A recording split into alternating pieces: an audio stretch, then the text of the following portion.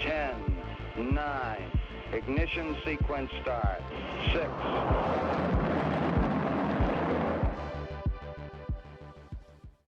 Hello, and welcome to Rocket Fuel, your daily update of everything that's happening in the Rocket Pool community.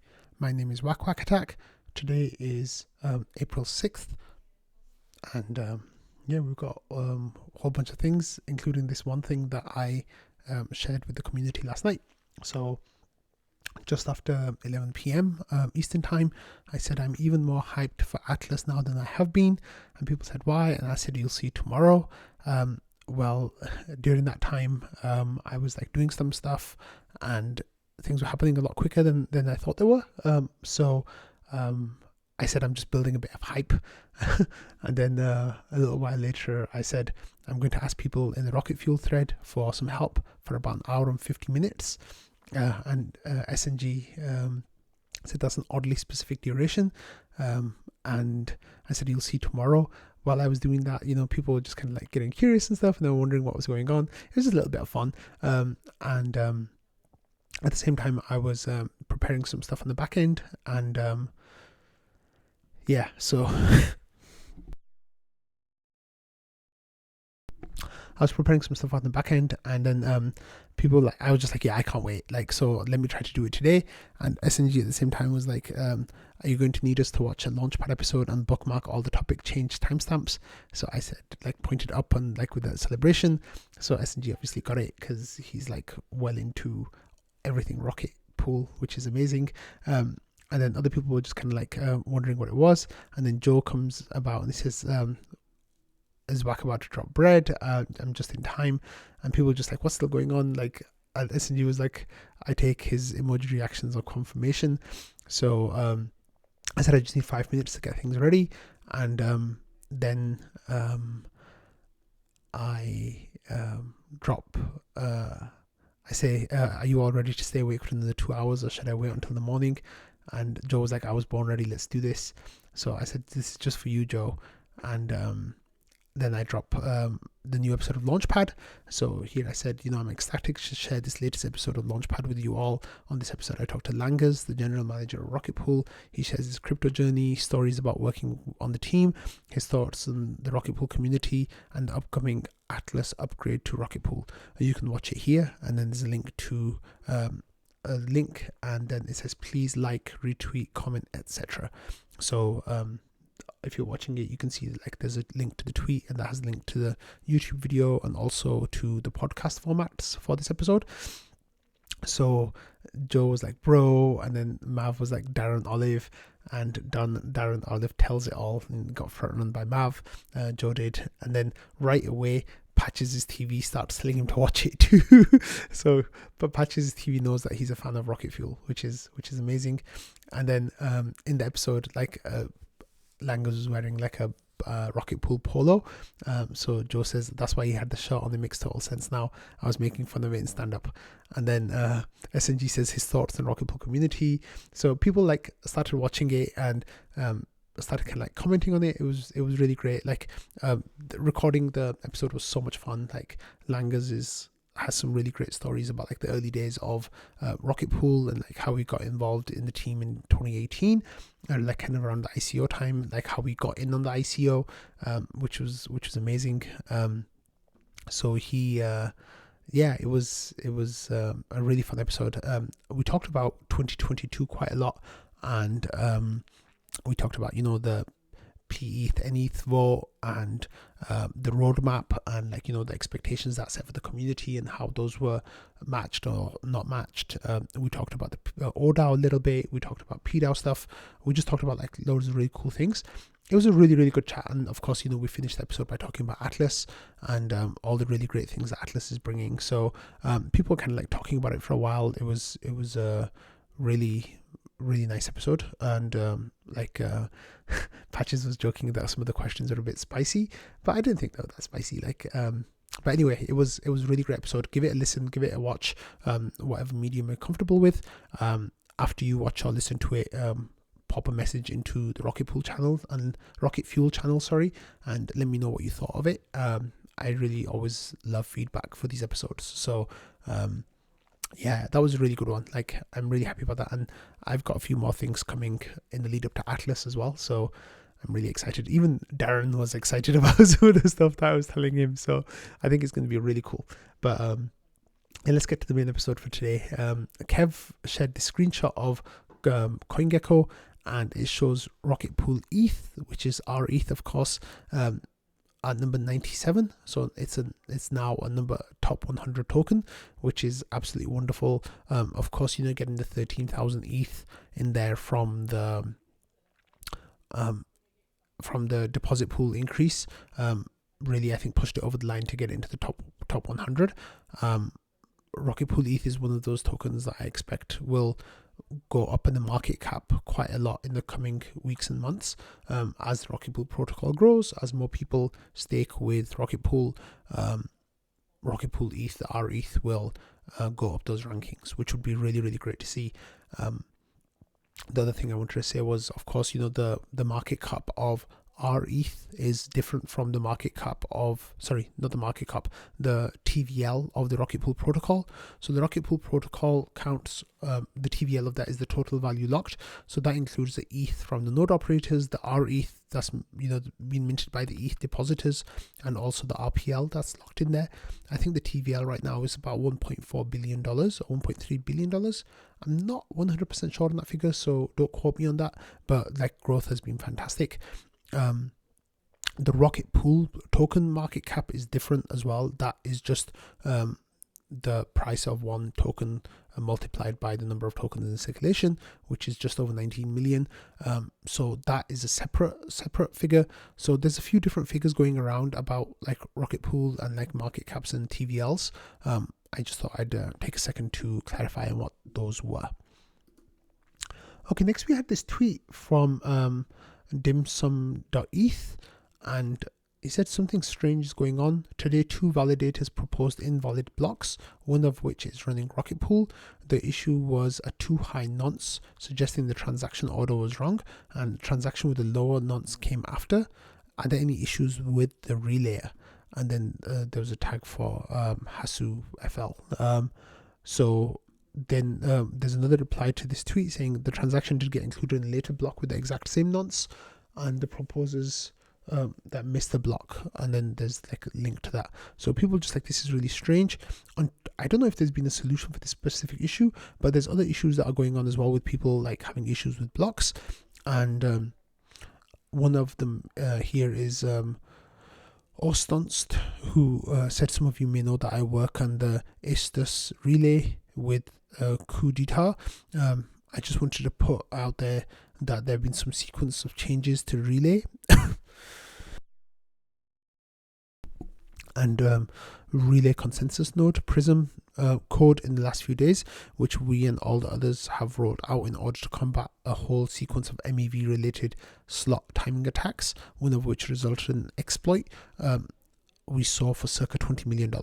One of the changes means that if a validator returns a signed bid to a relay late, this currently 3 seconds might become 4 seconds, the relay will automatically reject it and the slot will be missed. Home stakers are particularly vulnerable to missing a slot like this because of less performant hardware and internet connections, say compared to a large node operator. Second, relays effectively become responsible for propagating signed blocks to the network. The delay is introduced before we return it to the proposing validator. This slightly alters the trust assumptions and means that validator needs to relay on a relay to secure their beacon nodes and fight back against potential DDoS attacks, which are an obvious way to an attacker may try to get an upper hand. There have been a small deterioration in the Ethereum network performance, including missed slots, which are a direct result of these changes. We're hopeful that this will stabilize in the next few days as we all continue to make adjustments. However, it would be sensible to monitor your own node performance and make sure that your hardware and internet connection and are performant enough to operate the MEV boost context. I'm happy to further discuss the attacks and changes and the perspectives of node operators on the subjects here or by DM. Estus was not involved in the war rooms or writing the patches, but we're more in the loop than most and help clear up any questions.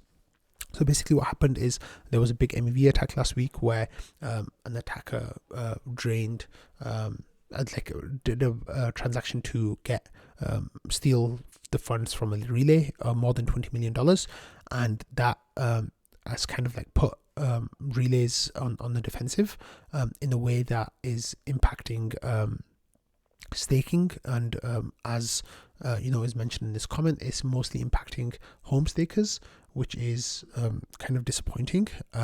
So then there's this discussion that came up about like how you can set up your min and max bid, and how that might be able to help. But Rocket Pool doesn't allow you to use min and max bid because of the way that the blocks are built. We're currently in phase 2. That means of using MEV boost, which means it's not mandatory at the moment, but it's on by default. So that is something that will become necessary at a later stage, but not at this stage at the moment. So there was some discussion going back and forth about what was happening and what the different ways to deal with it was. There was a comment by Lee that was really interesting, and Lee says, in response to this, doesn't this sound like it makes it harder and harder for home stakers to exist, or at the very least run effectively? So that is definitely like a valid question. And what impact will this have on home stakers if they're saying that this will particularly impact home stakers? And like Object brought that comment with Ostunst, and then we saw some replies over here as well, where they said that Object told Lee that I think 3 to 4 seconds should be fine even for home stakers, and Lee said, I agree, watching mine most are returned under 1 second, so I don't expect it to be an issue. Still concerning to me though, but as Letter said, hopefully just a short-term issue.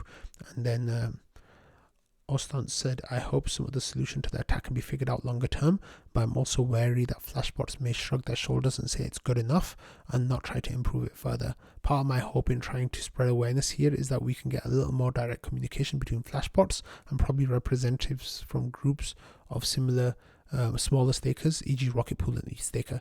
So I think that this is definitely an issue that's not finished yet.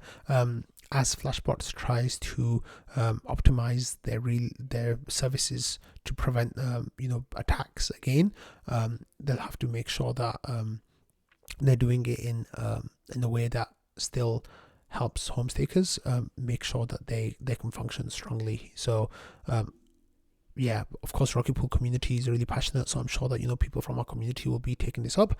EthStaker, of course, as you all know, is a huge champion of home staking, and they will definitely be looking closely at this because we all want home stakers to be the backbone of Ethereum staking.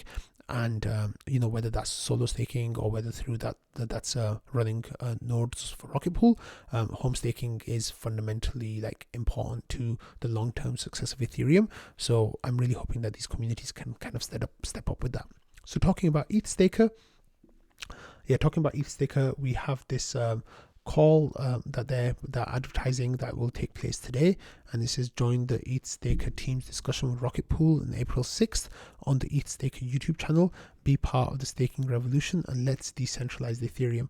So here there's some information about LEB8s and withdrawals and solo staking migration, all that good stuff. So that will be happening today, and it will be happening at 4 p.m. UTC. So yeah, 12 p.m. Wait, 12. We're hosting Rocket Pool next Thursday, April 6th at 12 p.m. Eastern time to talk about their Atlas upgrade. Yeah. So EthStaker are doing some really, really cool things at the moment. In relation to the Shanghai Capella hard fork, they're hosting a call that will be attended by the majority of the Ethereum community who's into that stuff. Like that will be the go-to place, and they do such a great job with those calls. Like the one for the merge and all the other ones that they've done have been like really fantastic. So I think they're going to do a really great job with this as well. Of course, that's happening on the 12th, but leading up to that, there's a whole bunch of other things that are going on that you can keep your eyes out open for.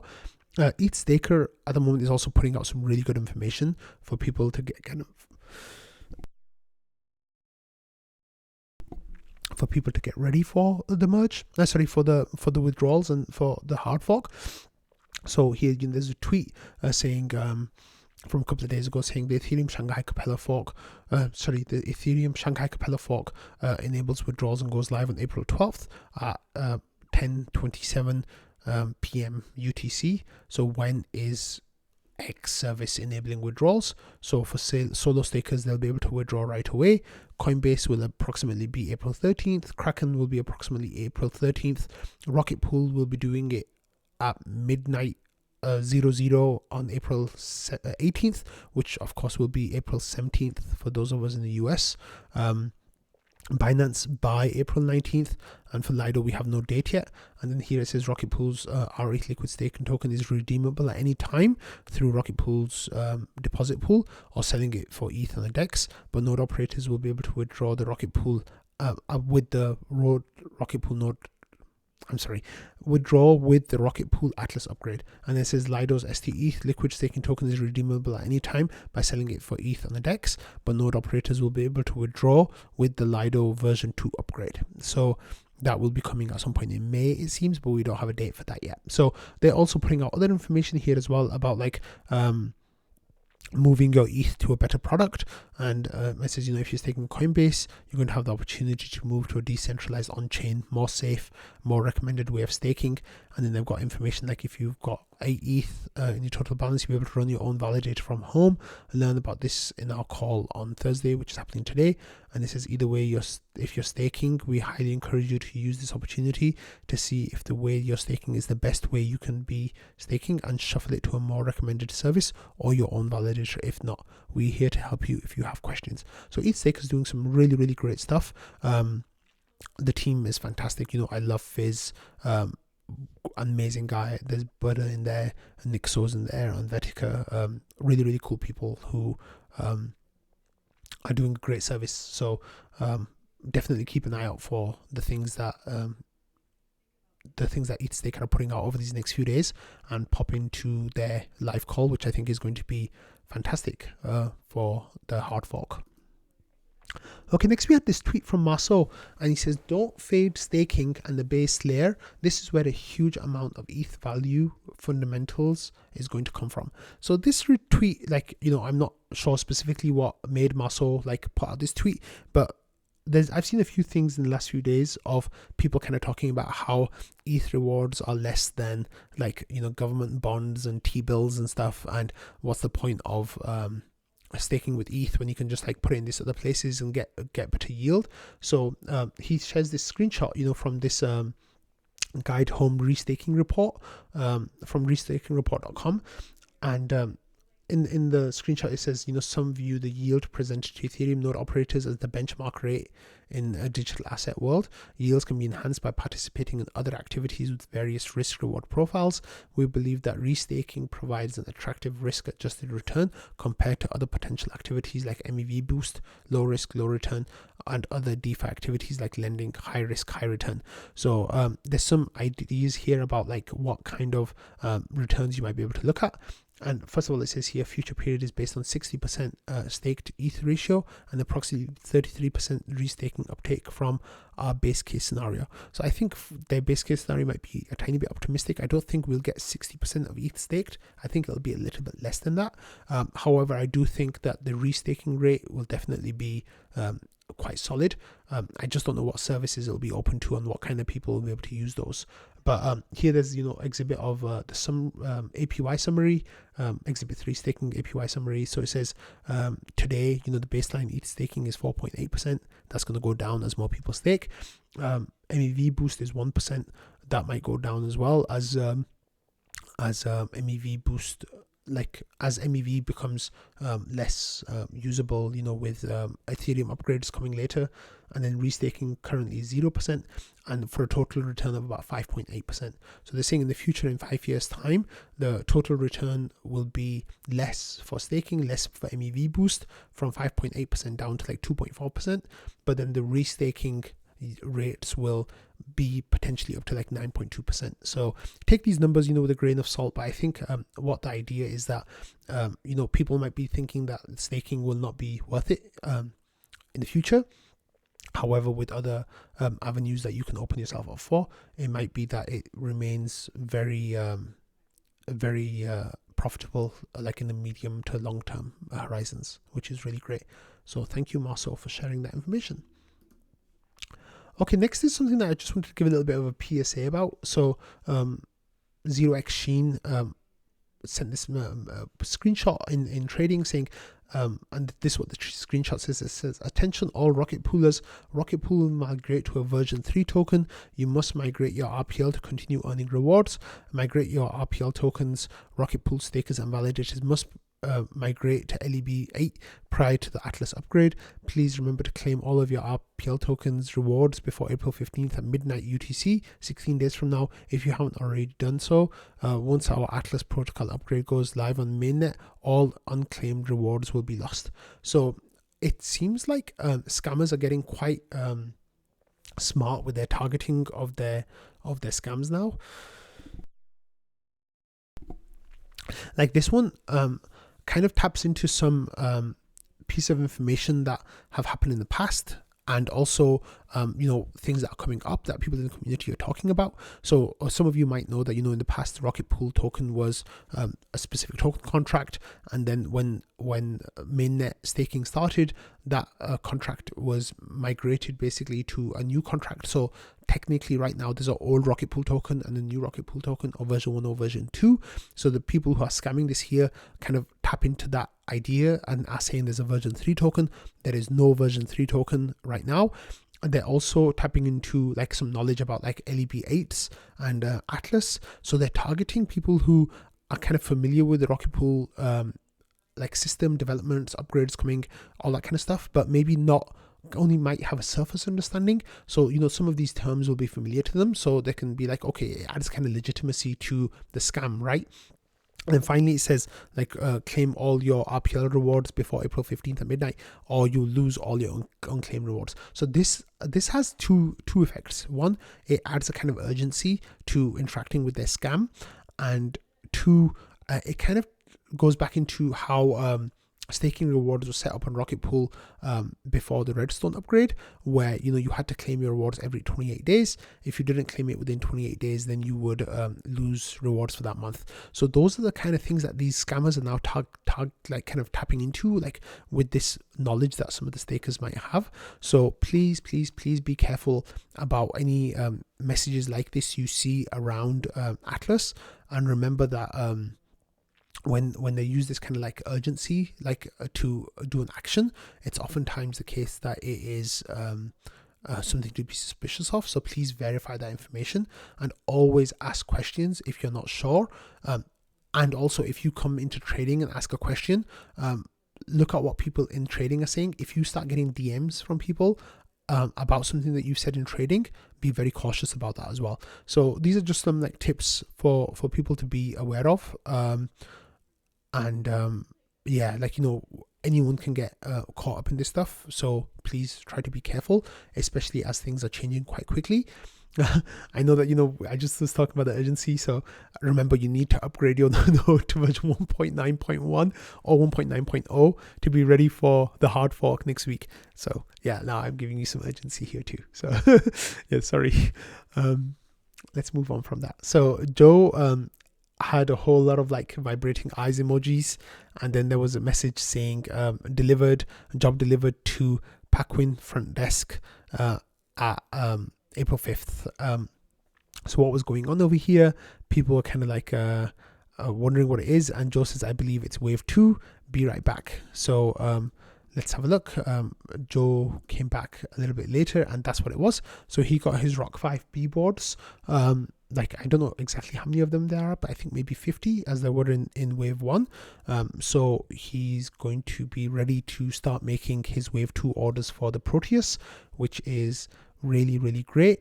Yeah, they're coming from a new supplier who's able to provide Joe with some good stuff. So Joe like opened the box, had a look at what the chips look like, and now they have this at the top right you can see like a kind of little like a clasp. That is a place where you can screw in your SSD, which wasn't there before. It was just glued on, which was not good because it came loose in some people's Protei, whereas now there'll be a chance to screw the SSD into the right place, so it should avoid any of those problems that we had in round one. Joe says, well, look at what they've put on here now. So of course, I guess that was a common issue that people experienced. So I'm glad that the Rock 5B people, well, I don't even know what the Redaxa, I think, is the company, the people who make the board.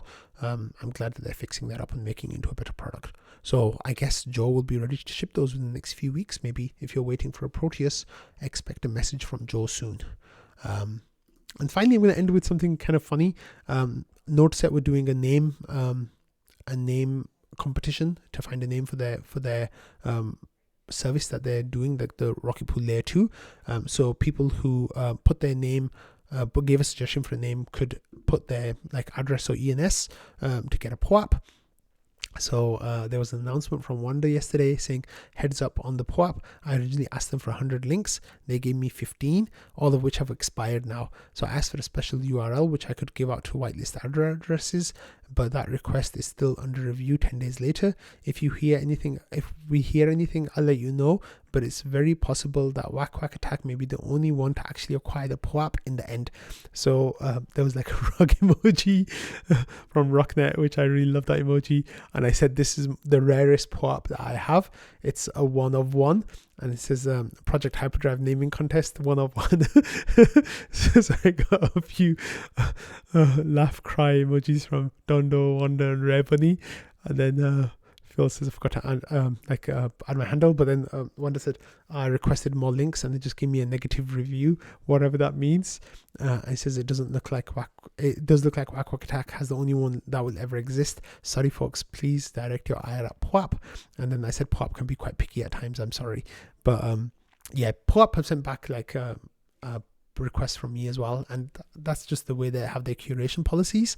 But I'm not complaining this time because I end up as the only person with this POAP, which I think is pretty cool. So I'm going to end today's episode on that note. There's a whole bunch of stuff coming in the next few days. It's going to be fantastic in leading up to withdrawals and Atlas. I am so excited, and talking to Darren yesterday is just really driven that up a level. Definitely check out that interview. It's just under 2 hours long. It's an hour and 48 minutes. So it's a little bit longer than normal, but or what I aim to. But it was just such a great chat. There was some really, really good discussion in there about early days of Rocket Pool and the kind of work that Langas was doing at the time, and then the kind of work he's been doing as general manager. We talked a lot about the community and the team working together on things. It was a really, really good conversation. So definitely check it out. I think you'll all really enjoy it. And yeah, I'll see you all tomorrow. Bye.